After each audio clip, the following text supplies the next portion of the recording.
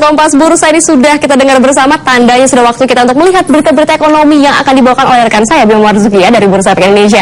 Bima, selamat siang. Ada berita apa saja hari ini dari Bursa?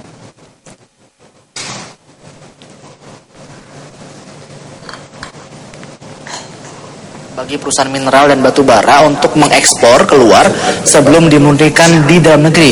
Ternyata dampak dari larangan pemerintah ini lebih besar dari perkiraan kita, bahkan sampai membuat harga nikel dunia naik jauh dalam 3 bulan terakhir. Harga komoditas nikel dunia di Bursa Komoditas London Metal Exchange masih terus naik sejak mulai diberlakukannya larangan ekspor mineral dan batu bara.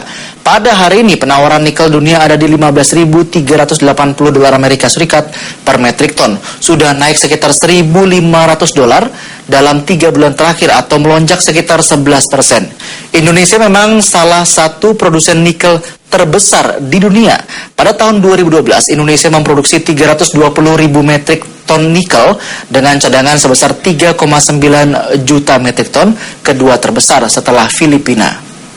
Ya, sekarang kita lihat pasar saham, saudara, yang sudah naik turun selama 3 hari terakhir. Indeks harga saham gabungan turun 15 poin atau sekitar 0,3% di sesi pertama ke level 4.688. Nilai transaksi cukup lumayan untuk satu sesi, sekitar 3 triliun rupiah.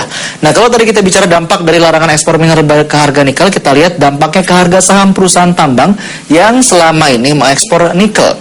Saham Indo Tambang dan Aneka Tambang turun 0,9% di sesi pertama, sementara saham Timah Persero alias TINS anjlok 2,5%, diikuti Vale Indonesia kode INCO yang turun 2% lebih.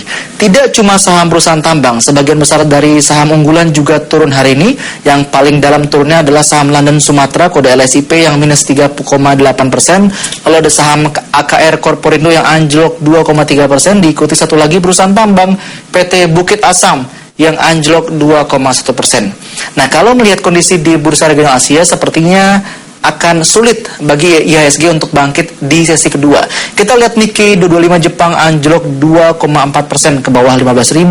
Hang Seng Hong Kong juga anjlok 1,5%, sementara Kospi Korea turun 1,2% dan Shanghai Composite Cina turun 0,7%. Untungnya rupiah yang sempat turun saat dibuka tadi pagi kembali menguat 28 poin ke 11.453 per 1 dolar Amerika Serikat. Nah, meski rupiah sudah mulai tembus ke atas 11.400-an, tapi Bank Indonesia sebenarnya masih punya banyak amunisi untuk menstabilkan nilai tukar rupiah kalau anjlok lagi terhadap dolar Amerika Serikat. Cadangan devisa BI yang selama ini menjadi amunisi untuk menstabilkan rupiah malah bertambah menjadi 102,7 miliar dolar Amerika Serikat per 28 Februari lalu.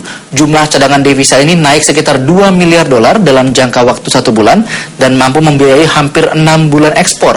Padahal pada sepanjang bulan Januari hingga Februari 2014, Bank Indonesia sudah menggelontorkan sekitar 10,3 triliun rupiah untuk menstabilkan nilai tukar rupiah lewat operasi pasar terbuka. Ya, Glory, kalau melihat dari banyaknya jumlah uang yang dikeluarkan oleh Bank Indonesia tampaknya sedikit melegakan ya. Setidaknya bisa kita lihat nilai tukar rupiah agak sedikit terjaga belakangan ini. Sekarang kembali dulu ke Anda.